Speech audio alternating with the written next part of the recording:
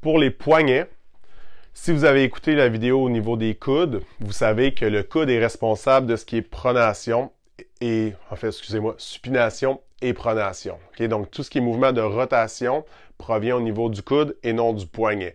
Puis là, il y en a plusieurs qui se disent « Bah, t'es pas sérieux? » Oui, mais là, ce que je veux, c'est isoler le poignet. Donc, quand vous allez faire les rotations au niveau de votre poignet, il n'est pas censé avoir de mouvement au niveau de l'avant-bras.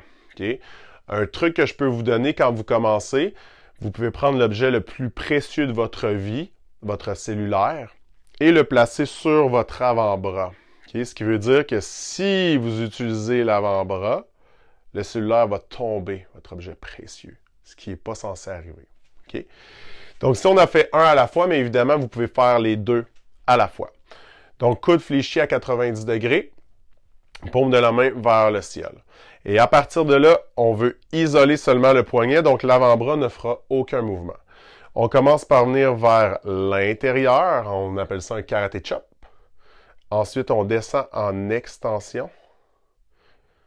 Ensuite, vers l'extérieur, on n'a pas grand-chose. C'est souvent là que vous allez faire un mouvement avec votre avant-bras parce que vous voulez faire un plus grand cercle que vous ne possédez pas plutôt qu'un cercle que vous possédez.